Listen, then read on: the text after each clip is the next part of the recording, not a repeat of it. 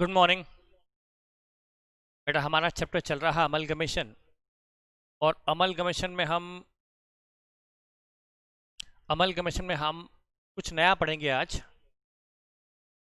Amalgamation या absorption दो तरह के होते हैं और ये डिफरेंस बताया है AS14 ने, अकाउंटिंग स्टैंडर्ड 14 ने। अमलगमेशन जिसको हम एब्जॉर्शन भी बोल सकते हैं, क्योंकि AS14 दोनों में कोई डिफ्रेंशिएट नहीं करता। तो हमारे लिए अमलगमेशन यानी दो कंपनी मर्ज होते हैं, तीसरी कंपनी बनती है और एक कंपनी ने दूसरे को एब्जॉर्ब किया, ये दोनों को वो कहते हैं अमलगमेशन। AS14 दोनों को अमलगमेशन ही बोलता है। तो हम उसके एंगल से बात कर रहे हैं। अमलगमेशन हो या एब्जॉर्शन, ये दो तरह के होते हैं। इन the nature of purchase, in the nature of merger. जैसे हम इनिशियली थोड़ा डिफरेंस देखे थे, लेकिन आज उसको हम ज़्यादा डेप्थ में पढ़ेंगे, इन डेप्थ। बेटा ऐसा है, ये दो शॉप्स हैं। इजी करने के लिए ये दो शॉप हैं, दोनों नियर बाय है, दोनों एडजॉइनिंग है। मतलब बड़ा घटिया सा एग्जांपल ले रहा हूँ मैं समझाने के लिए। बेटा ये दो शॉप है, बहुत इजी एग्जांपल। यदि यहाँ पर समोसा और यहाँ मिलती है कचौरी, कैसे बनाओ पता नहीं, पकोड़े जो भी है, यहाँ मिलता है समोसा, यहाँ मिलते हैं पकोड़े और कचौरी। अब बेटा यहाँ पर ऑनर है,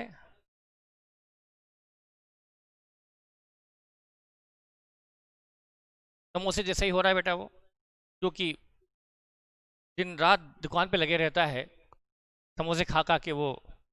और इधर इधर एक ऑनर है, कीड़ी का दुबला, बिल्कुल मेरे जैसा। बेटा वो पकोड़े खा खा के है ना ढीला हो गया। वो दोनों ही कट थ्रोट कंपटीशन में है, दोनों के पास में दुकानें हैं, दोनों दुकान में लगे रहते हैं, घर नहीं जा पाते खाना खाने के लिए। ये समोसे खा खा के मोटा हो जा रहा है, ये पकोड़े खा खा के खत्म हो गया। अब बेटा यहाँ पर इन्होंने हलवाई रख रखा है, इसने भी रख रखा है, और इसने स्टाफ रख रखा है यहाँ पर, इसने भी रख रखा है यहाँ पर। कोई भी कस्टमर आता है, ये इसका स्टाफ चिल्लाता है हमारे यहाँ आओ समोसे खाने, और ये बोलता है हमारे यहाँ आओ कचौरी खाने।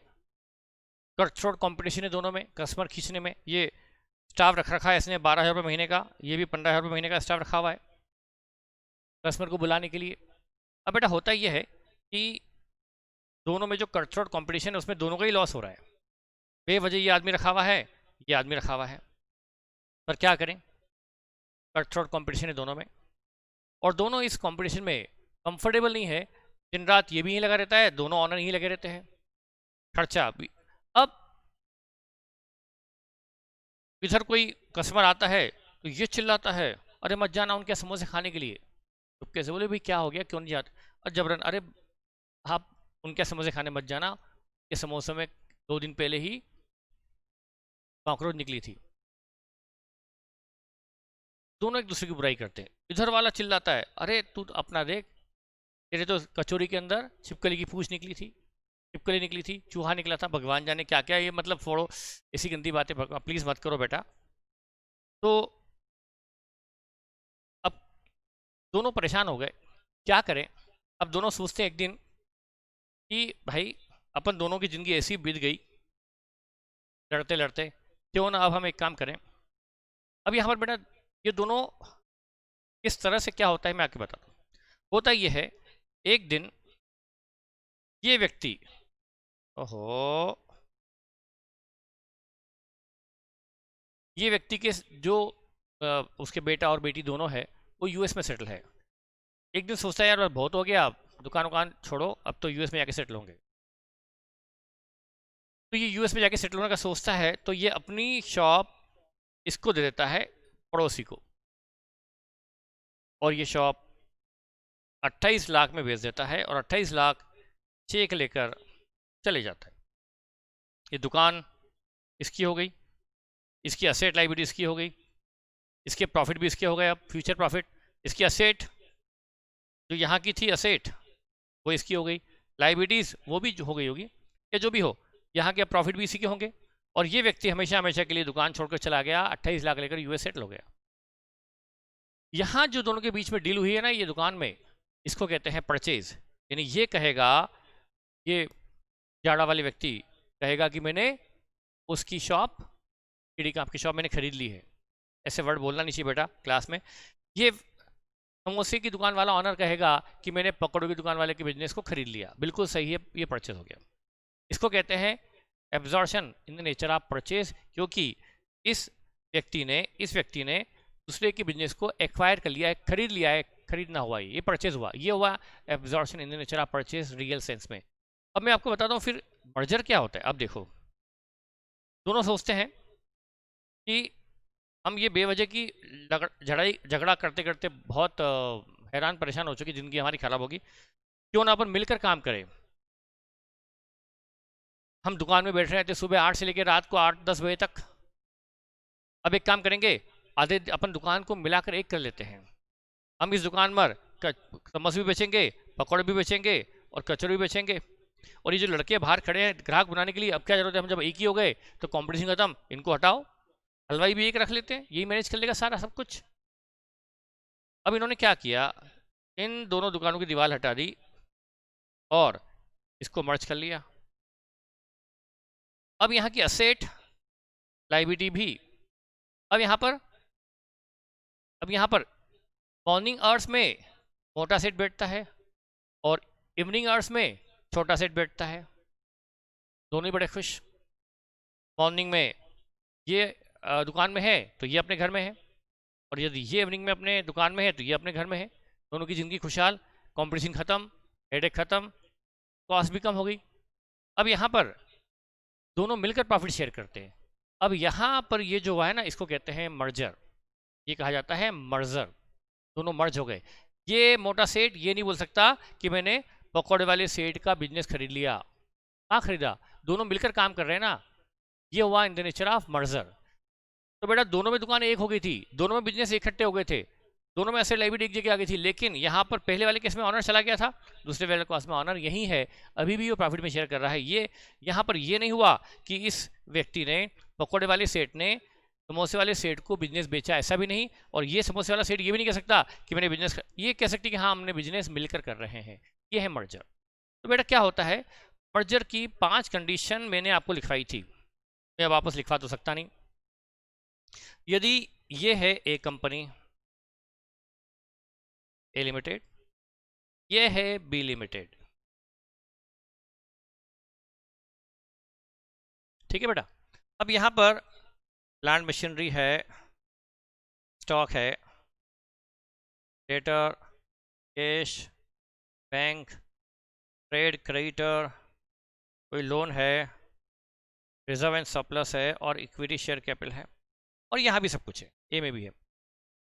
अब बेटा यहाँ पर ए,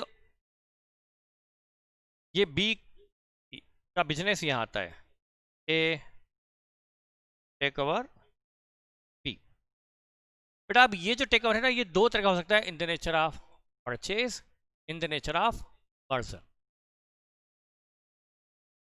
merger in the real sense क्या है, मर्जर के पीछे का, जिसने ये कंडीशन बनाई उसके पीछे उसकी थॉट क्या थी, क्या सोचते थे वो मर्जर के पीछे, और जिसको सोच कर उन्होंने सारी कंडीशन बनाई, वो ये था कि यदि बी कंपनी अलग से चलती रहती,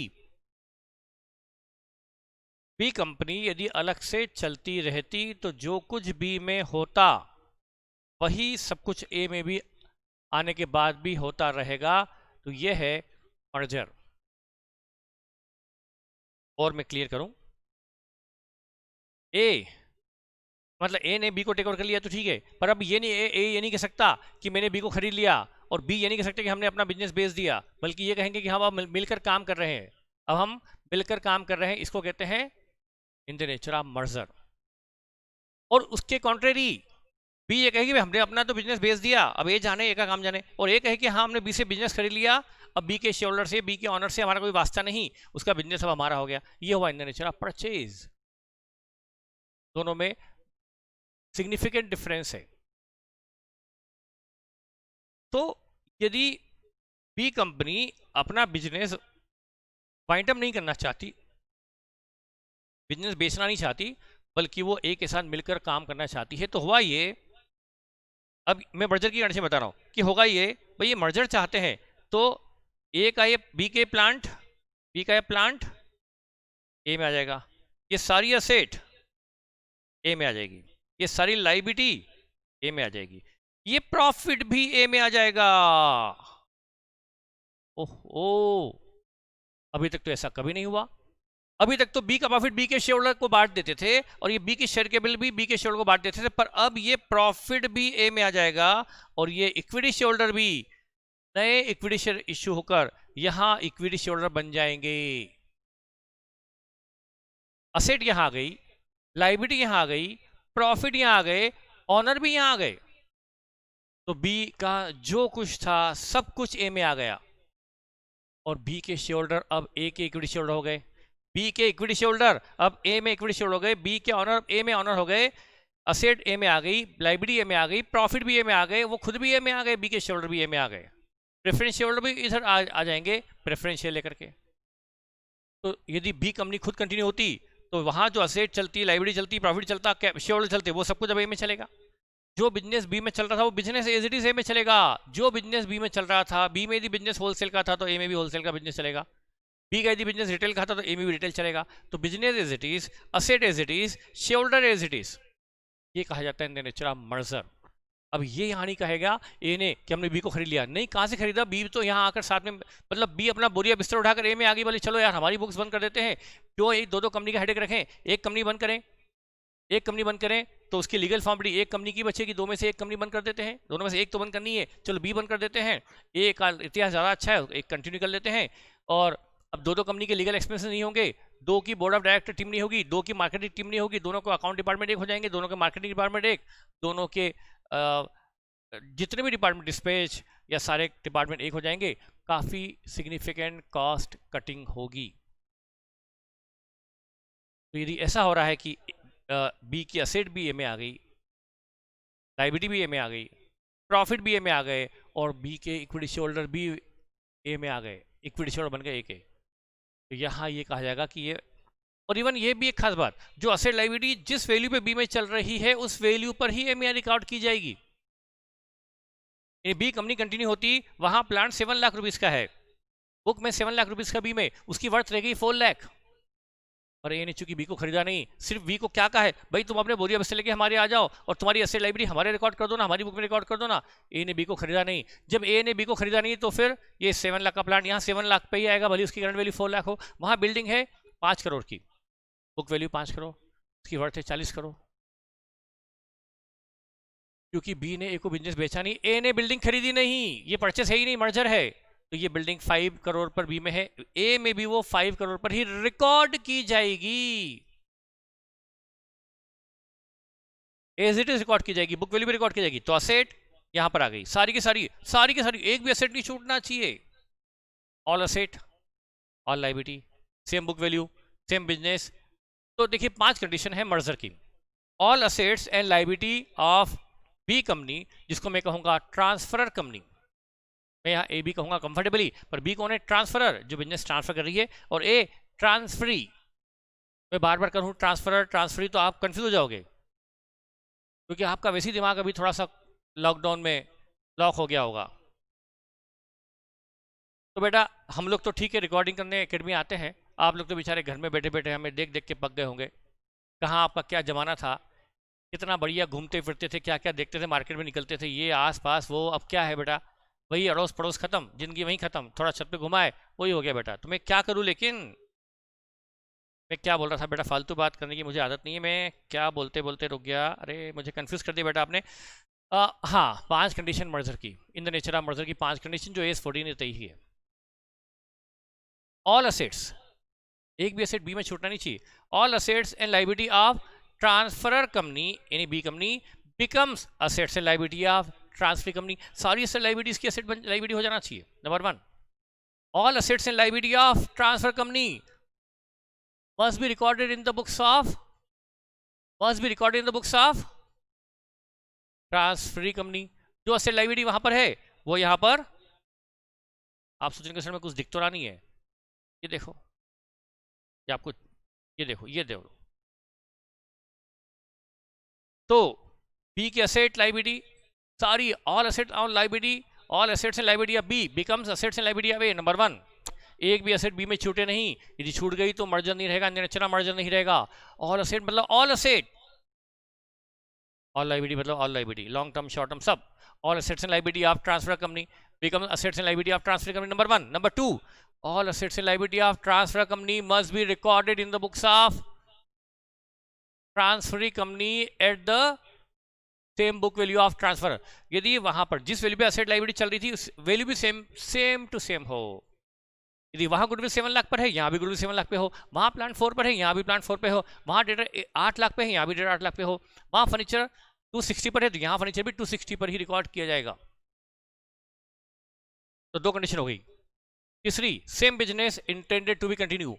सेम बिजनेस इंटेंडेड मतलब जब ए कंपनी बी को टेक ओवर कर रही है, जब मर्जर हो रहा है, तो ये इरादा रहा हो कि जो बिजनेस बी में है हम एज इट इज बिजनेस चलाएंगे। Same business intended to be continue. बाद में इरादा बदल सकता है, बाद में गवर्नमेंट ने बैन लगा दिया बिजनेस पे तो बी का बिजनेस बंद भी करना पड़ सकता है, बाद में सर्कमस्टेंस बदल गई, लेकिन जब ये डील हो रही है तब इरादा ये है कि बिजनेस जो बी में था चल रहा है, ए में आने के बाद भी वो एज इट इज चलेगा। तो same business intended to be continue in the transferee company. 3 condition हो गई। आप कहेंगे सर 3 कौन सी होगी? अरे भाई कितनी बार बोलूं, all assets and liability of transfer company must become asset and liability of transferee. All assets and liability of transfer company should be recorded in the books of transferee company at the book value of transferor. Same business intended to be continued in the transferee. 4th and 5th 2 और बची है बस।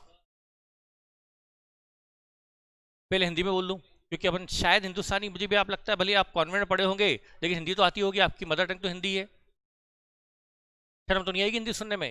नहीं sir ऐसी क्या बात करते हो बेटा, ऐसा है, मैं हिंदी में बोल रहा पहले।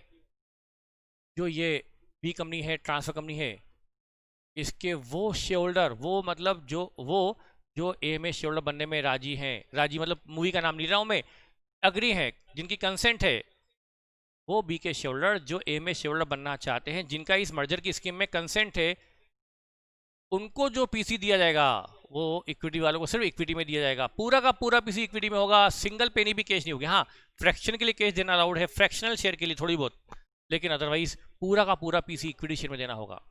मतलब बी के majority owners equity share holders A में इक्विटी शेयर बन जाएंगे by this scheme of merger. ये जो टेक ओवर हो रहा है इसकी वजह से बी के शेयर होल्डर ए में इक्विटी शेयर हो जाएंगे। अब मैं इंग्लिश में बोल दूं, आप कहेंगे सर हम तो इंग्लिश में कंफर्टेबल है बेटा, बोल देता हूं, मुझे क्या, ए इसमें तो इंग्लिश में लिखा हुआ है। Purchase consideration payable to those equity share holder of transferor who agree to become shareholder of transferee must be discharged by equity share of transferee company। Vendor company B company के जो भी equity share holder A company में share holder होना चाहते हैं उनको पूरा का पूरा पीसी इक्विटी शेयर में दिया जाएगा। ये कंडीशन नंबर 4 थी। 5वीं एंड आखिरी कंडीशन क्या थी? 5th and last condition. अच्छा, ये कितने शेयर होल्डर कम से कम जिनकी स्कीम में कंसेंट होना चाहिए, कितने ए में आ जाएंगे? कम से कम 90%। तो पर्सन और पर्सन्स, चाहे वो एक व्यक्ति हो चाहे अनों को, single or multiple, person or persons having 90% or more voting power यानी ऑनरशिप या equity share holder, person or person having 90% or more voting power in transferee company must become share holder of transferee. All person or person having 90% or more voting power in transferee company must become shareholder of all person or person having 90% or more voting power in B company, B means transfer company, must become shareholder of transferee company मतलब एक company. B company के वो जो share holder कम से कम 90%, एक व्यक्ति भी जिसके पास 90% वोटिंग पावर है, 92% वोटिंग पावर है, 93, यदि वो भी बन गया तो चलेगा ए में शेयर होल्डर। तो person or person having 90% or more voting power in transfer company must become share of transferee company by virtue of amalgamation. बस बेटा ये 5 कंडीशन है। इसका मतलब हुआ असेट, सारी लाइबिलिटियां आए, नंबर 1। बुक वैल्यू पे आए, नंबर 2 बुक वैल्यू पे रिकॉर्ड कीजिए, नंबर 2। तीसरा बिजनेस सेम का सेम हो। चौथा पीसी तो दिया जाएगा इक्विटी शेयर होल्डर को इक्विटी शेयर में और प्रेफरेंस होल्डर को प्रेफरेंस में, और कम से कम 90% शेयर होल्डर 90% ऑनर, यहाँ के ए में ऑनर बन जाना चाहिए। ये 5 कंडीशन है, तब कहा जाएगा इन द नेचर ऑफ मर्जर। यदि एक भी कंडीशन फुलफिल नहीं हुई तो इन द नेचर ऑफ परचेज। ये तो कंडीशन है। अब बेटा हम जो ये पढ़ रहे हैं ना, डिफरेंस जो हमने पढ़ा है अकाउंटिंग पॉइंट ऑफ व्यू से पढ़ा है। यदि amalgamation in the nature of purchase है तो हमारी अकाउंटिंग परचेज मेथड से होती है, लेकिन यदि amalgamation in the nature of merger question में कहा गया है तो अकाउंटिंग की जो मेथड, जो डिफरेंट मेथड है, उसको कहते हैं pooling of interest method of accounting. यदि amalgamation in the nature of merger का है तो अकाउंटिंग जिस प्रोसीजर से होती है, जिस मेथड से होती है, जो AS14 ने स्पेसिफाई की हुई है, वो है pulling of interest method. Pulling of interest मतलब इंटरेस्ट का इकट्ठा होना। इंटरेस्ट मतलब क्या? ब्याज का इकट्ठा होना। ब्याज नहीं बेटा, ए के शेयर होल्डर का इंटरेस्ट अभी तक अलग था, बी के शेयर होल्डर का इंटरेस्ट अलग था। अब दोनों का इंटरेस्ट इकट्ठा हो गया, अब दोनों के प्रॉफिट लॉसेस वो शेयर करेंगे इकट्ठे। प्रॉफिट है तो दोनों को, लॉस है दोनों को। ये हो गया पुलिंग ऑफ इंटरेस्ट। इंटरेस्ट अब उनके अलग अलग नहीं रहे, बल्कि इंटरेस्ट मर्ज हो गए। That may be call pulling of interest method of accounting. तो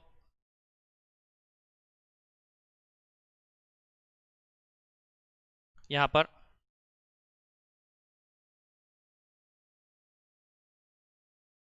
टाइप ऑफ अमलगमेशन जिसमें हम एब्जॉर्प्शन इंक्लूड करके चलते हैं, यदि वो इन the nature of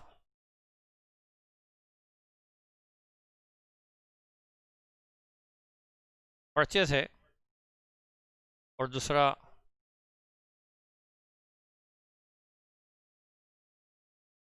the nature of merger है, तो method of accounting applicable, method of accounting applicable.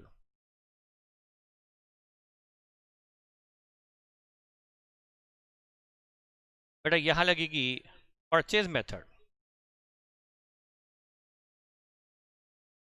इसको बोलते हैं परचेज मेथड, और इसको बेटा कहते हैं pooling of interest method, pulling of interest method of accounting.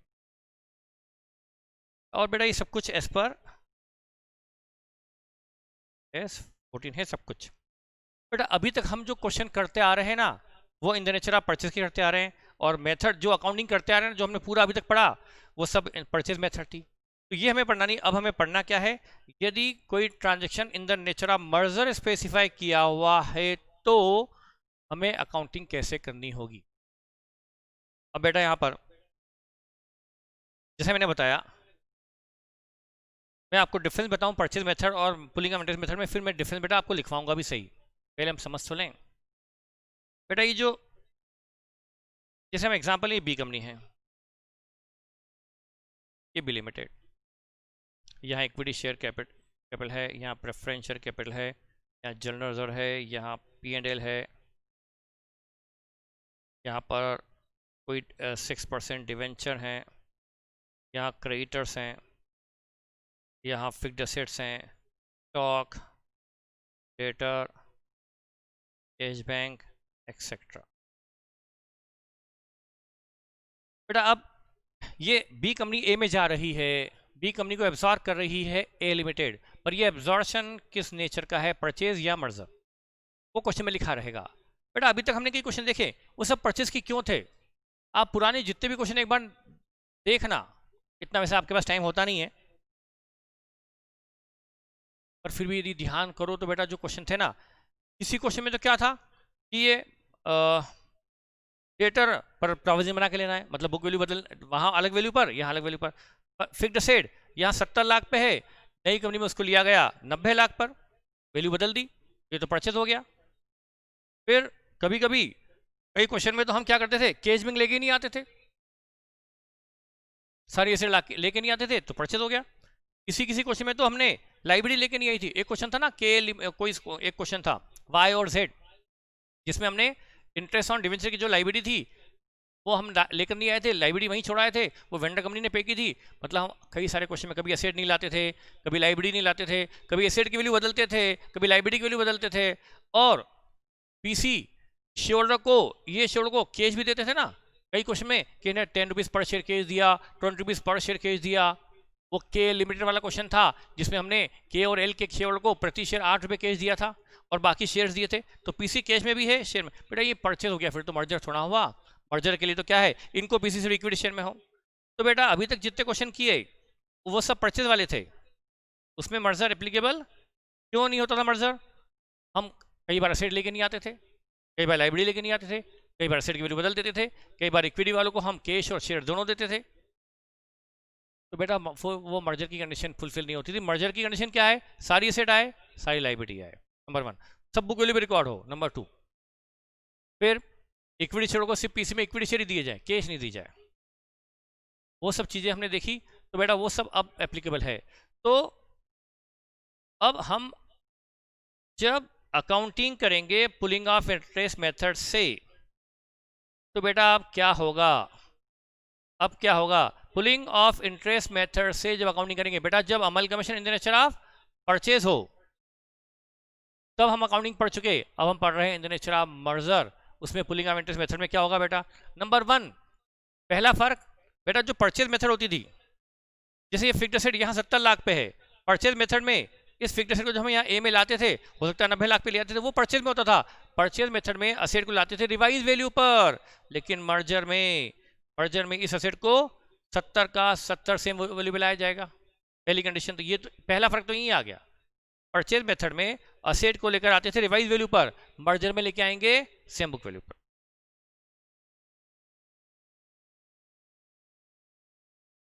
आया सामने? दूसरा, सेकंड सबसे बड़ा डिफरेंस परचेज में, इन द नेचर ऑफ परचेज में जो परचेज मेथड थी बेटा, ये जो प्रॉफिट था ना, ये प्रॉफिट ये हम इक्विटी शेयर के अकाउंट में डालते थे और ये प्रॉफिट उन्हें ही बांट के आते थे, इसका पेमेंट उन्हें कर देते थे। आपको ध्यान होगा ना, हम जब पीसी की इनको पीसी में क्या मिलता था, ये प्लस ये प्लस ये प्लस रिलायंस प्रॉफिट मिलता था। परचेज में आपको ध्यान होगा बेटा, इक्विटी शेयर होल्डर को equity share capital plus reserve surplus plus minus Reliance profit मिलकर पेमेंट होता था। ध्यान होगा आपको, इक्विटी शेयर कैपिटल, आपको ध्यान होगा कि हम इक्विटी शेयर होल्डर में इक्विटी शेयर कैपिटल डालते थे, रिजर्व एंड सरप्लस डालते थे और रिलायंस प्रॉफिट लॉस डालते थे और वही उन्हें पे करते थे। लेकिन यहाँ पर मतलब हम परचेज में ये प्रॉफिट उन्हें वहीं पे करके आते थे, इसका पेमेंट उन्हें वहां देके आते थे, तो ये रिजर्व सरप्लस यहाँ ए में नहीं आता था, क्योंकि ये रिजर्व सरप्लस हम बी में शेयर होल्डर को बांट कर आते थे। हम सिर्फ उसकी असेट और लाइबिलिटी लाते थे, प्रॉफिट लेकर नहीं आते थे। लेकिन मर्जर में जो पुलिंग ऑफ इंटरेस्ट मेथड लगेगी, क्योंकि मर्जर में असेट भी आ गई, लाइबिलिटी भी आ गई, सेम बुक वैल्यू भी आ गई, शेयर होल्डर भी इधर आ गए, तो प्रॉफिट भी इधर आ जाएंगे, प्रॉफिट भी इधर आएंगे। तो मर्जर में, इन द नेचर ऑफ मर्जर में जब पुलिंग ऑफ इंटरेस्ट मेथड से अकाउंटिंग करेंगे, तो ये रिजर्व सरप्लस, ये बी के यानी ट्रांसफरर कंपनी के रिजर्व सरप्लस भी यहां जोड़े जाएंगे। ये बी का रिजर्व ए के रिजर्व में जुड़ जाएगा, बी का पीएनएल ए के पीएल में जुड़ जाएगा। फिक्स्ड एसेट में जुड़ती है, स्टॉक में जुड़ता है, क्रेडिटर में, केस में, वैसे ही रिजर्व सरप्लस भी रेलिवेंट हेड में ऐड हो जाएंगे। मतलब आप देखो ना बेटा, मर्जर में हो क्या रहा है, असेट इधर आ गई, लाइबिलिटी इधर आ गई, वो भी सेम बुक वैल्यू पर, इक्विटी शेयर भी इधर आ गए, इक्विटी शेयर बन गए ए में, प्रॉफिट भी इधर आ गया। तो बेटा ये मर्जर है, ये पुलिंग ऑफ इंटरेस्ट मेथड है। और बेटा ऐसा क्यों, लॉजिक क्या, एस ने क्यों कहा कि भाई, बेटा ऐसा है, ये फिक्स्ड एसेट्स है 70 लाख की, जब ये परचेज होता था, जब ए ने बी को खरीद लिया, तो मतलब अब ए ने बी को खरीद लिया, मतलब अब ए का बी के शेयर होल्डर कोई वास्ता नहीं। हो सकता है ए ने सारा पीसी नगद में दे दिया हो, ए ने पीसी दे दिया हो नगद में इसके इक्विटी शेयर होल्डर को, अब इक्विटी शेयर होल्डर, बी के इक्विटी शेयर होल्डर नगद लेके गए फॉरेन टूर मजे करने, अब उनका ए से कोई वास्ता रहा क्या, नहीं रहा। तो ए ने बिजनेस खरीद लिया और बी ने बिजनेस बेच दिया। जब ए ने बिजनेस खरीद लिया तो ये असेट भी तो खरीद ली, और असेट खरीदी है क्योंकि बिजनेस खरीदा है, क्योंकि उसने परचेज है। जब असेट खरीदी है और तो खरीदी हुई असेट ए में आएगी ए की कॉस्ट पर। यदि इसकी वैल्यू 90 है तो ए को अपने यहाँ फिक्स 90 पे रिकॉर्ड करनी पड़ेगी कि ए के लिए इसकी कॉस्ट 90 है। और चूंकि ए ने असेट खरीदी है, क्योंकि ये इन द नेचर ऑफ परचेज है, तो असेट आएगी ए की कॉस्ट पर, न कि बी की बुक वैल्यू पर। अब बी कंपनी खत्म, शेयर अपना फंड लेके गए, बी और ए में कोई करेक्शन नहीं, तो असेट ए ने खरीद ली, तो असेट ए रिकॉर्ड करेगी अपनी कॉस्ट पर। डेफिनेटली सिंपल सी बात है, परचेजर अपनी जो असेट खरीदता है वो अपनी कॉस्ट पर रिकॉर्ड करता है, सामने वाले की बुक वैल्यू पे थोड़ा करता है। लेकिन यदि ये मर्जर है, यहाँ पर ए ये नहीं कर रहा, ए ने बी को खरीदा नहीं और बी ने अपनी असेट बेची नहीं, बिजनेस नहीं बेचा, कंपनी नहीं बेची, तो ये असेट भी नहीं बेची, सिर्फ बी को इजाजत मिली है कि भाई तुम अपनी असेट को हमारे यहाँ रिकॉर्ड कर लो आके। जब ए ने बी को खरीदा नहीं, ये मर्जर है, मर्ज हुआ है, बी ए में मर्ज हुई है, ए ने बी को खरीदा नहीं, तो ए ने बी को खरीदा नहीं, तो ये फिक्स्ड असेट भी ए ने नहीं खरीदी। जब खरीदी नहीं है ए ने, तो फिर इसको ए अपनी कॉस्ट पे रिकॉर्ड कैसे करेगा? क्योंकि तो वो रिकॉर्ड करेगा बुक वैल्यू पर। ये रीजन है। और मैं लिखवाऊंगा, एग्जाम्पल लूंगा, पर एक बार तो समझ लें बेटा, जब हम यहाँ पर परचेज मेथड में करते थे ना, मान लो यहाँ असेट से 40 लाख, लायबिलिटी है बेटा यहाँ 10 लाख, इसकी रिवाइज वैल्यू 40 लाख की असेट की, मान लो असेट की वैल्यू है 65 लाख। ए ने असेट ली, और बेटा मैं अभी जो करा, हमने जो परचेज पढ़ा, इन द नेचर ऑफ परचेज, उसमें असेट ली 65 लाख की, और रिकॉर्ड भी 65 लाख पे करेंगे क्योंकि 65 लाख पे किया है असेट के लिए, और लायबिलिटी ली है 10 लाख पर, तो नेट असेट कितनी ली? 55 लाख, और पीसी दिया है 58 lakh, asset I 65 lakh, assets taken over 65, liability taken over 10, net asset taken over 55, but PC 58, 3 lakh for goodwill. यहां गुडविल रिकॉर्ड करते थे हम, क्योंकि ये ए के लिए परचेज गुडविल है, और परचेज गुडविल तो रिकॉर्ड की जाती है, और ये गुडविल हम इंटेंजिबल असेट में दिखाते थे, ए की बैलेंस शीट में दिखाते थे इंटेंजिबल असेट में गुडविल, क्योंकि ए ने बी को खरीदा है, ये परचेज है तो गुडविल भी खरीदी है, बिजनेस खरीदा है, बी को खरीदा है तो गुडविल भी खरीदी है, और गुडविल खरीदी है तो परचेज गुडविल दिखाना चाहिए, एज पर एज भी परचेज गुडविल दिखाई जाती है, वो दिखा दी। लेकिन यदि यही मर्जर होता, इन द नेचर ऑफ मर्जर होता, तो अब यहां पर मर्जर में ये गुडविल जो हम रिकॉर्ड करते थे टेक ओवर वाली, टेक ओवर पे अराइज होने वाली गुडविल, हाँ यदि यहां पर गुडविल है, यहां पर गुडविल है एक्स अमाउंट की, वो तो यहां पर भी एक्स अमाउंट पे आएगी, सेम बुक वैल्यू पे आती है। लेकिन मान लो यहां गुडविल नहीं है, यहां गुडविल नहीं है, और ये इन द नेचर ऑफ परचेज है, तो फिर यहां भी गुडविल नहीं आ सकती मर्जर में। क्यों नहीं आ सकती साहब? सर परचेज में तो आती थी, क्योंकि हमने वहां बिजनेस खरीदा था तो गुडविल भी खरीदी थी, तो परचेज गुडविल आती थी, पर हमने अब बी को खरीदा ही नहीं। जब बी को नहीं खरीदा, क्योंकि इन द नेचर ऑफ मर्जर है, बी हमारे इसमें मर्ज हो रही है, हम बी को खरीद नहीं रहे, जब बी को नहीं खरीद रहे तो उसकी असेट भी नहीं खरीद रहे, और जब असेट नहीं खरीद रहे तो गुडविल भी नहीं खरीद रहे, और जब गुडविल नहीं खरीद रहे तो there is no purchase goodwill. अब there is no purchase goodwill, तो फिर गुडविल कैसे आ सकती है? There should not be any goodwill on amalgamation. यदि गुडविल अमलगमेशन पे अराइज होती भी है तो उसे रिकॉर्ड नहीं करना है, गुडविल यहाँ रिकॉर्ड नहीं की जाती in the nature of merger. उसका रीजन मैंने बता दिया, there is no purchase, there is no purchase of goodwill, there is no purchase, there is no purchase of asset, no purchase of goodwill. If there is no purchase of goodwill, तो how we can show the goodwill in our books if there is no purchase goodwill? तो merger में, international merger में हम जब pulling out method लगाएंगे तो goodwill नाम का चीज यहाँ पर अराइज नहीं होगा। हाँ यदि पहले से गुडविल बी में है एक्स अमाउंट की, तो all asset at book value record करते तो फिर तो गुडविल आ जाएगी सेम बुक वैल्यू पर नई गुडविल अराइज नहीं होगी, जैसे कि परचेज में हुआ करती थी और रिकॉर्ड करते थे। तो परचेज में गुडविल रिकॉर्ड करते थे, मर्जर में नहीं करते। ठीक है, ये डिफरेंस मैं आपको ओरली बता रहा हूँ, बाद में मैं आपको बताऊंगा लिखकर। आपको पुरानी चीज़ याद तो करनी पड़ेगी। उसके बाद बेटा क्या होता था कि जब हम बी को एक्वायर करते थे इन द नेचर ऑफ परचेज में, द नेचर ऑफ परचेज, और बी के लिक्विडेशन एक्सपेंस हम पे करते थे, ध्यान होगा आपको, बंद हो रही है बी, उसको हम टेक ओवर कर रहे हैं। अब टेक ओवर का जो हम कर रहे हैं उसकी कीमत बी कंपनी क्या मांग रही है? भाई तुम असेट ले जाओ, लाइव ले जाओ, ये पेमेंट दे आओ, और साथ में हमारे वाइंडिंग के खर्चे भी तुम पे करना। हमने कहा भाई ठीक है यार, तुम नहीं कर सकते, तुम्हारी कंपनी को खरीदने का जो हम काम कर रहे हैं उसकी कीमत हमें ये भी चुकानी पड़ेगी। बोले हाँ सर चुकानी पड़ेगी। बी ने कहा तो हमको बी के लिक्विडेशन जब हम पे करते थे तो हम करते थे गुडविल टू कैश। तो परचेजिंग कंपनी जब वेंडर कंपनी के लिक्विडेशन एक्सपेंसेस पे या रीइंबर्स करती थी तो गुडविल टू कैश होता था। पर मर्जर में, इन द नेचर ऑफ मर्जर में, जब हम पुलिंग ऑफ इंटरेस्ट मेथड लगाएंगे तो क्या ये गुडविल टू कैश कर पाएंगे? बात वही है, खर्चे वही की वही बात है कि हम बी कंपनी को एक्वायर कर रहे हैं, बी कंपनी के खर्चे भी हम पे कर रहे हैं। अब हम गुडविल टू कैश नहीं कर सकते क्योंकि गुडविल यहाँ रिकॉर्ड में नहीं आ सकती। तो फिर यहाँ पर P&L या जनरल रिजर्व डेबिट कर कैश या बैंक क्रेडिट करना पड़ेगा। आप गुडविल को डेबिट यहाँ नहीं कर सकते। ये सब चीज़ें मैं आपको 1 बाय 1 लिखाऊंगा और फिर मैं एग्जाम्पल के थ्रू आपको समझाऊंगा। अभी मैंने डिस्कशन किया है ओरल।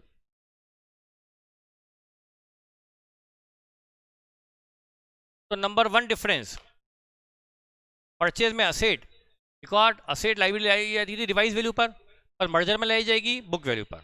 नंबर 1।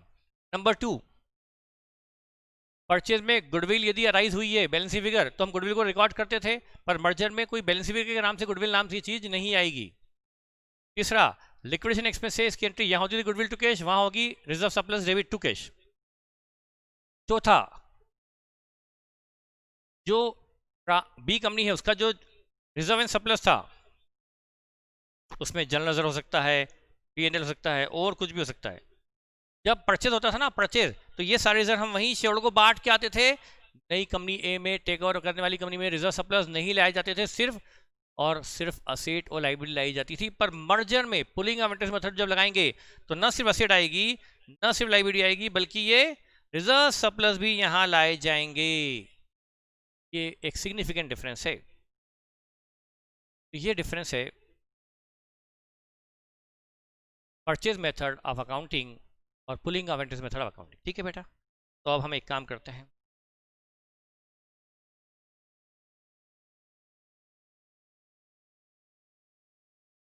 अब कहें सर थ्योरी बहुत हो गई, इसका डिफरेंस भी आप लिखाना, पर सर लिखाने के पहले समझ में आना चाहिए पहले। तो बेटा एक एग्जांपल लेते हैं।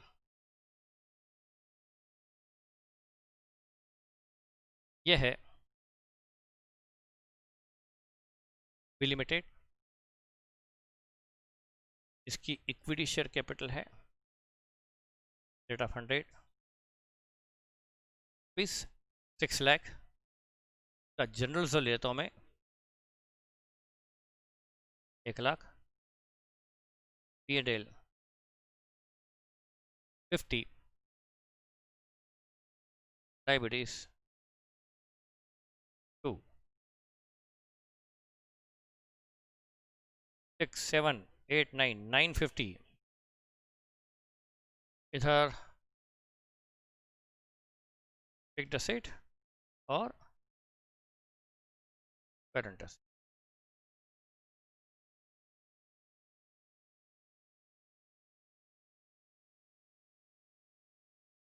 अब यहाँ पर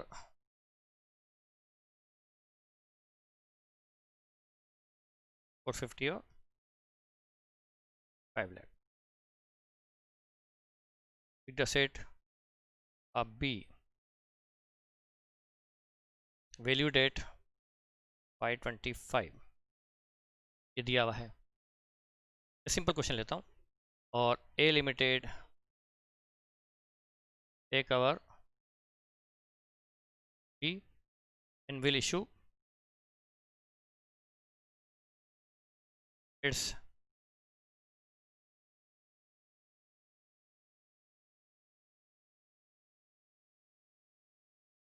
$8,500 shares of rupees 100, 8 rupees 110। A take over कर रहा है बी को और बदले में दे रहा है अपने 8,500 शेयर, सो वाले 110 पर, और बी की फिक्स्ड एसेट का वैल्यूएशन 525 पे हुआ है। ठीक है बेटा, अब यदि यदि ये इन द नेचर ऑफ परचेज है और ये मैं कंपेरेटिव लेता हूं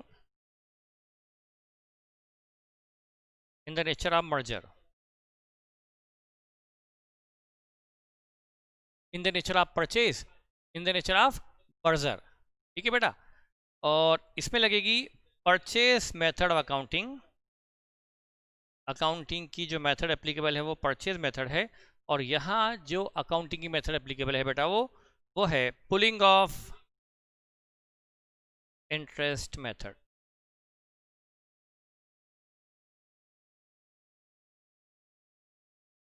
पहली एंट्री बेटा दोनों करेंगे तो अच्छा रहेगा, जो हम पहले पढ़ते हैं, नहीं तो क्या है जब ये मर्जर करते पढ़ते परचेज भूल जाओगे। सर परचेज क्या था, आप तो भूल गए सर। मैं जानता हूँ आप लोगों को। नहीं ऐसा नहीं बेटा, मजाक कर रहा हूँ। आप लोग बहुत इंटेलिजेंट बहुत प्यारे बच्चे हो, तो मैं कमेंट जोक मारते रहता हूँ। कमेंट करने की मेरी आदत है, मेरा खाना पचता नहीं है बगैर आपको डांटे। तो मैं कुछ कुछ कमेंट तो करता रहता हूँ बेटा, एक ही जगह तो है मैं जो कुछ आगे बोल सकता हूँ। तो बेटा इन द नेचर ऑफ परचेज में, परचेज मेथड में हमारी एंट्री होती थी बिजनेस परचेज। हमने चूंकि बिजनेस खरीदा है, बिजनेस परचेज डेबिट। बेटा पीसी मैं निकालना भूल ही गया। 8500 शेयर्स है बेटा। एक कंपनी 8500 शेयर दे रही है 110 वाले, पीसी 935 हो गया। टू लिक्विडेटर ऑफ बी, ये ए ने एंट्री पास की है पीसी ड्यू करने की। पीसी ड्यू किया है।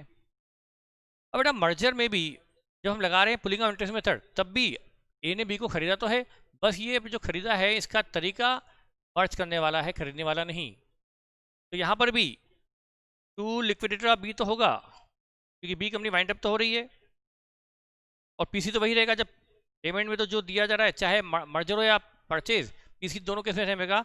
बस हम यहाँ पर बिजनेस परचेज की जगह बिजनेस मर्जर वर्ड डाल दें। हमने बिजनेस खरीदा नहीं बल्कि बिजनेस मर्ज किया। वैसे आपको बता दूं AS14 ये डिस्टिंग्विश भी नहीं करता कि एंट्री क्या करना चाहिए, तो ऑथर अपने अपने हिसाब से कुछ भी कर लेते हैं। वो तो बेटा मॉड्यूल में इसमें भी बिजनेस परचेज लिख देते हैं, मर्जर में भी बिजनेस परचेज लिख देते हैं, पर मैं क्या करूं, मैं तो वो बताऊंगा जो मुझे सही लगता है, जो लॉजिकल है। चूंकि एस इस बारे में साइलेंट है, अकाउंटिंग स्टैंडर्ड 14 ने इसके बारे में कुछ नहीं कहा, तो हम वो करें जो अप्रोप्रिएट है। खरीदा तो बिजनेस परचेज डेबिट, और मर्ज किया है, मर्ज कर रही है एक कंपनी ने बी को मर्ज किया है। बी को आपने कहा कि भाई तुम्हारी बोरिया बिस्तर लेकर तुम्हारी एसेट लाइब्रेरी हमारे आके मर्ज कर दो, बस तो एंट्री होगी बिजनेस मर्जर डेबिट। पर पेमेंट तो करना पड़ेगा ना उनको, बी के शेयर होल्डर को ए के शेयर तो देने पड़ेंगे ना, ताकि वो ए में शेयर होल्डर हो जाए। हाँ बेटा अब यहाँ पर चूंकि ये परचेज है, यहाँ असेट जब आएगी तो असेट यहाँ पर बी में 5 लाख पर है, लेकिन उसकी रिवाइज वैल्यू 525 है।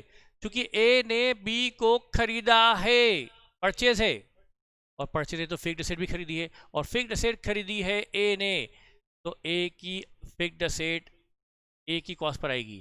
तो ये फिक्स्ड असेट लाई जाएगी रिवाइज वैल्यू 525 पर। यह है cost to purchasing company because it is a purchase. लेकिन करंट असेट की रिवाइज वैल्यू नहीं दी, तो यही बुक वैल्यू ही हमने रिवाइज वैल्यू मान ली। और यह डिफरेंस गुडविल आ भी सकती है और नहीं भी।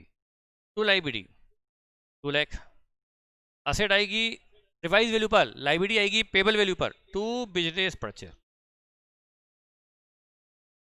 935। अब देखो बेटा ये चूंकि परचेज है, हमारी असेट हमने जो परचेस की है 525 का फिक्स्ड असेट परचेस किया है, 450 का करंट असेट परचेस किया है, माइनस 2 लाख की लाइबिलिटी घटाकर नेट असेट आई है 775, और पे कर रहे हैं हम 935। हम 160 ज़्यादा पे कर रहे हैं, ये होगी गुडविल। ये होगी गुडविल बैलेंस शीट फिगर। बेटा हमने बिजनेस खरीदा है, बी को खरीदा है, ये परचेज है, तो गुडविल भी खरीदी है, और परचेज गुडविल दिखाना गलत नहीं है कॉस्ट पर। ए के लिए इसकी कॉस्ट 160 है, ये हो गया।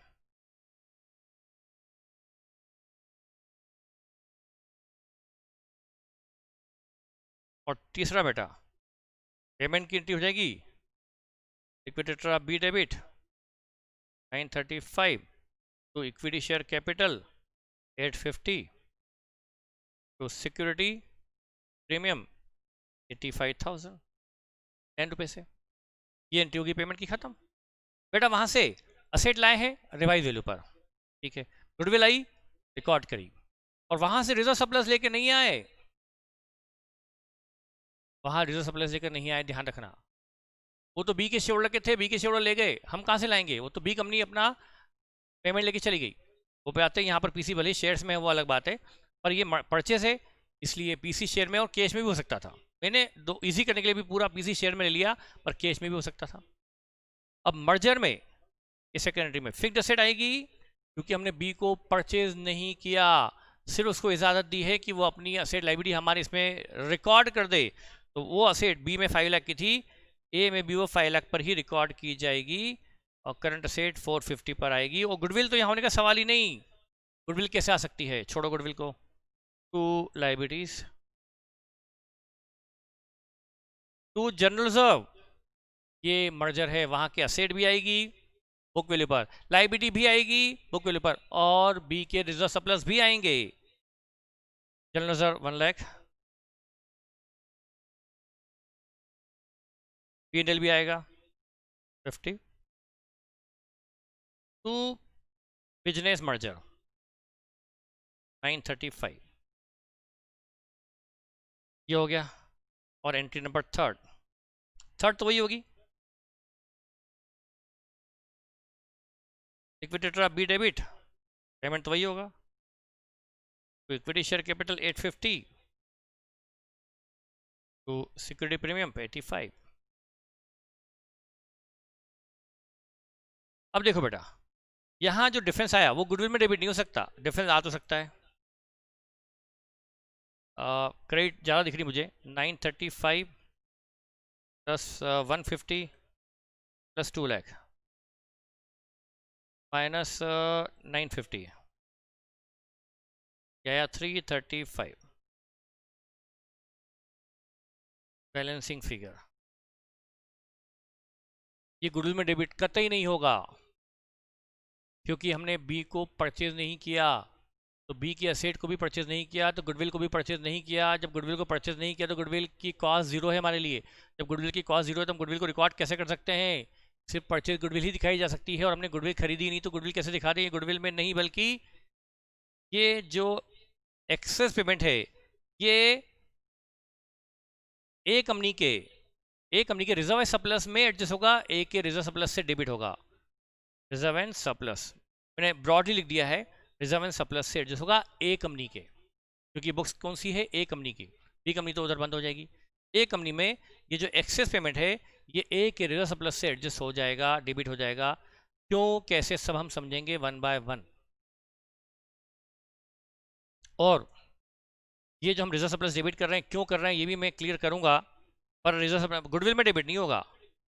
और वैसे AS14 ने कहा है, एज पर AS14 डिफरेंस और इन as per AS14 in case of amalgamation in the nature of merger,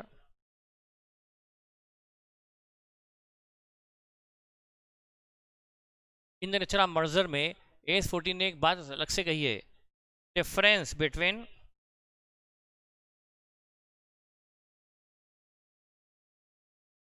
PC and share capital of transferor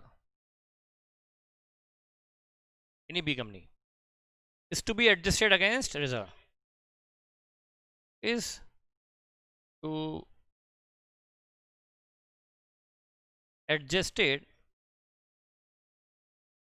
against reserves। बेटा यहाँ पर भी PC है 935 और शेयर केबल कितनी थी? 6 लाख।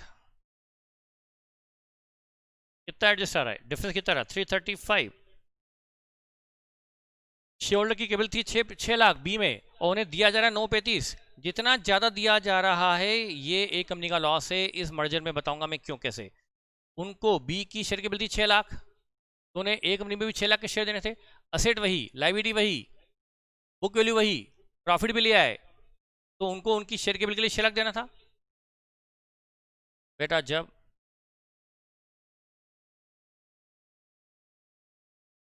ये बी कंपनी की हम असेट ले आए, फिक्स्ड असेट ले आए, करंट असेट ले आए, लाइबिलिटी ले आए, रिजर्व पीएल भी ले आए, रिजर्व भी हमारे यहाँ ले आए।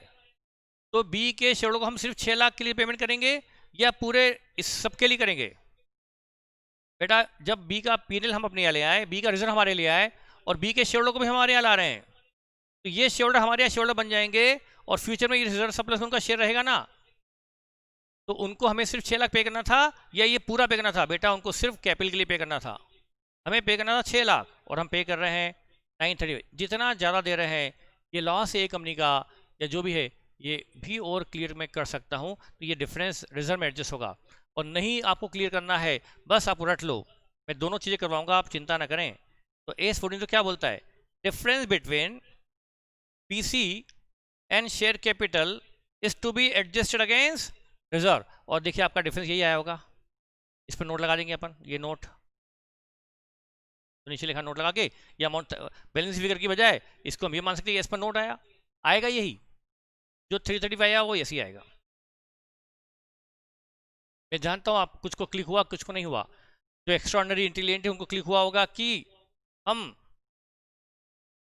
जब बी को खरीद नहीं रहे, देखो मेरी बात सुनना, सुनोगे सर? सुनने के लिए तो बैठे हैं,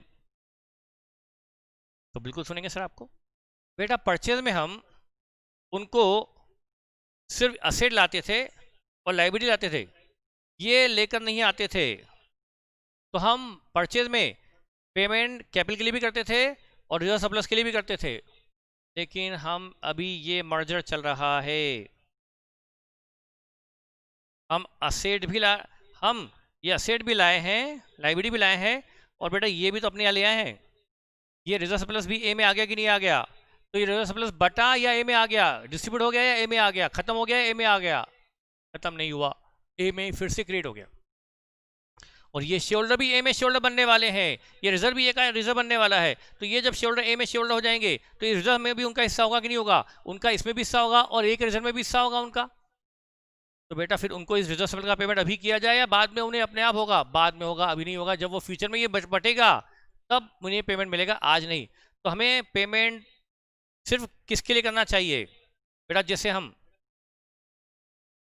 असेट के साथ साथ असेट लेस लाइबिलिटी करके पीसी निकाला करते थे परचेज में, अब asset less liability less reserve करके निकलेगा। पीसी निकालने की नौबत तो कभी आएगी नहीं, क्योंकि आज तक रेयरली, फाइनल में भी ऐसा रेयर क्वेश्चन है जिसमें पीसी नेट एसेट से निकला हो इन द नेचर ऑफ मर्जर। वो हमेशा पेमेंट से निकालते, तो हम तो इंटरमीडिएट में तो सोच भी नहीं सकते कि वो पीसी एसेट से निकलवाएंगे। इसलिए प्लीज़ आपसे मुझसे पूछेगा भी मत, हमें कोई पीएचडी नहीं करनी है मर्जर पर। बस मैं ये कहूँगा, मैं किसी हालत में आपका व्हाट्सएप पे रिप्लाई नहीं करूँगा सर पीसी असेट से कैसे निकलेगा, जो है जितना है उतना पढ़ लो। हम असेट ले आए, लाइब्रेरी ले आए और रिजर्व सरप्लस भी ले आए, तो हम asset less library less reserve, तो हमें पेमेंट सिर्फ किसके लिए करना चाहिए? Only for share capital. तो हमें बी के शेयर को ए में शेयर बनाने के लिए सिर्फ 6 लाख का पेमेंट करना चाहिए था, पर हम उन्हें 935 के शेयर दे रहे हैं, 335 ज़्यादा दे रहे हैं। तो जितना ज़्यादा दे रहे हैं, ये एक कंपनी का लॉस है, तो ये एक रिजर्व सरप्लस से एडजस्ट होगा, एक रिजर्व सरप्लस से डेबिट होगा, ये हमने डेबिट कर दिया 335। और AS14 कहता भी है difference between PC and share capital is to be adjusted against reserve of transferee company. ये बोलती भी है, ये कहते भी हैं AS14 जिन्होंने बनाया वो। आई होप आपको ये समझ में आया होगा ये परचेज और मर्जर में बेसिक डिफरेंस क्या है बेटा। मैंने सारे पॉइंट कवर अभी नहीं किए, एक्सपेंसेस एक्सेट्रा, पर स्टेप बाय स्टेप होंगे। मुझे कोई जल्दबाजी नहीं मर्जर समझाने की, इन द नेचर ऑफ मर्जर समझाने। अब आप समझाऊंगा मैं, और अभी आपको एग्जांपल लेके समझाऊंगा, क्योंकि मेरा फोकस एग्जांपल पे ज़्यादा और क्वेश्चन में कम होता है। यदि एक ऑर्डिनरी स्टूडेंट भी, एवरेज स्टूडेंट भी एग्जांपल भी अच्छे से समझ लें, तो फिर मुझे क्वेश्चन करवाने की जरूरत नहीं रहेगी। मैं करवाऊंगा जरूर, चिंता मत करो। उन बच्चों के लिए जो क्वेश्चन पे डिपेंडेंट होते हैं, जिनको जब तक क्वेश्चन ना हो संतोष नहीं होता, सेटिस्फेक्शन नहीं होता, सर क्वेश्चन तो करवाए नहीं। और अच्छे बच्चे जो होते हैं वो एग्जाम्पल से अपने सारे फंडे क्लियर कर लेते हैं और बोलते हैं सर क्वेश्चन तो हम करेंगे ना, तभी आप कर लोगे कि एग्जाम तो हमें देनी है सर। ठीक है, ये कोई डायलॉग नहीं, हकीकत है। तो बेटा मैंने कंडीशन 5 लिखवा दी है आपको, 5 कंडीशन लिखवा दी। अब मुझे आपको लिखवाना होगा फ्यूचर में difference between purchase method and pulling of interest method of accounting तो मैं समझाऊँ, वो मुझे समझाना बाकी है आपको, बिल्कुल समझाऊंगा मैं। तो इतना तो बेटा आप अभी अच्छे से समझेंगे।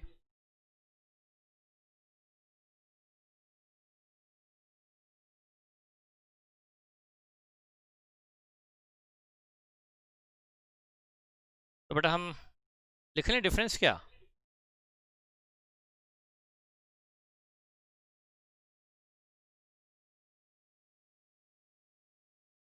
ये बाद में लिखेंगे, पहले आप थोड़ा और समझना चाहेंगे क्या? समझ तो गए आप लोग काफ़ी कुछ। आपने देखा होगा बेटा, परचेज में यहाँ गुडविल आई थी, वो भी 160 की, और मर्जर में गुडविल डेबिट नहीं की बल्कि रिजर्व एंड सरप्लस डेबिट किया, वो भी एक कंपनी का, है ना। और इसमें पहले हम जैसे रिजर्व पर लिखा पहले करेंगे जनरल रिजर्व फिर P&L, जैसा भी क्वेश्चन में, वो हम सीरियल भी देखेंगे किसी क्वेश्चन में।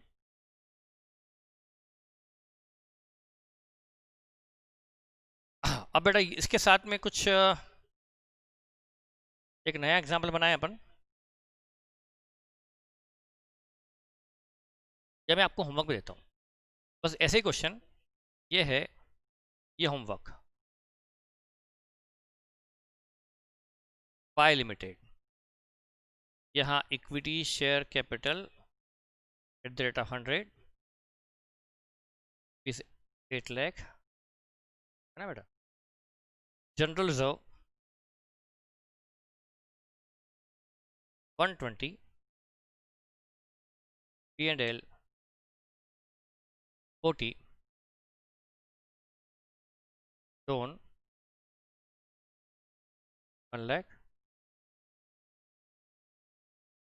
और creditors 150, plant and machinery, furniture and fixture, stock, creditors, cash bank, total. ये होमवर्क है बेटा।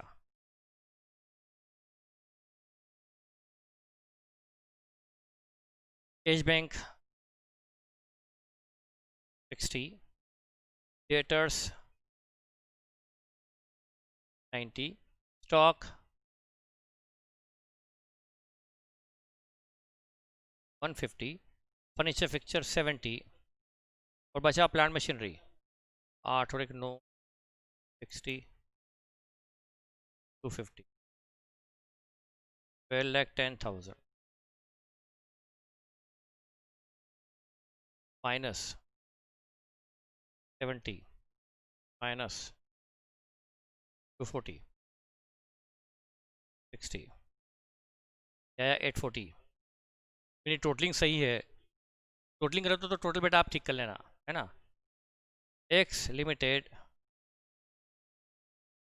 Take over Y and will issue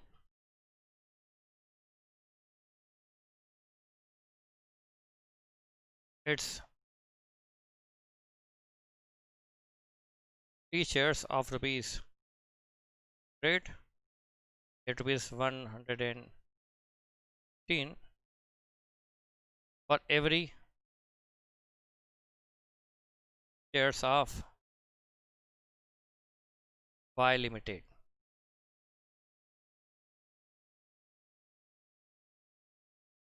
Assets of Y valued as under. Plant machinery जो 840 की है, इसको वैल्यू किया गया है 825 पर।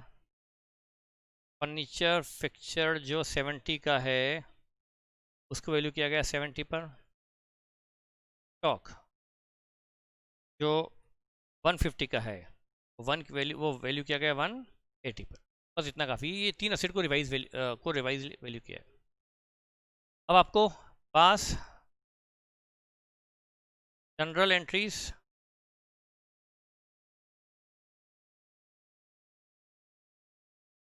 in the books of X Limited if absorption is in the nature of purchase,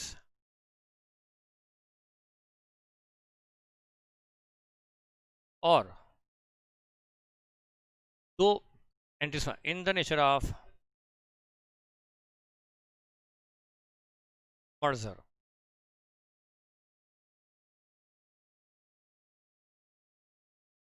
ठीक है बेटा, ये आपको होमवर्क सॉल्व करना है और मुझे व्हाट्सएप करना है। ठीक है बेटा, तो मैं इस वीडियो के बाद अगले वीडियो में और एग्जाम्पल लूँगा और जो डिफरेंस है वो लिखवा दूंगा। ठीक है बेटा, अभी इतना काफ़ी। अभी मेरा लेक्चर ख़त्म नहीं हुआ, बस मैं ब्रेक ले रहा हूँ ताकि हमारा लेक्चर अपलोडिंग में थोड़ा सा 2 लेक्चर में कन्वर्ट करके हम इसको अपलोड करेंगे। ओके बेटा, तो अभी बाय बाय नहीं बोल सकता, अभी तो हमारा लेक्चर बचा है।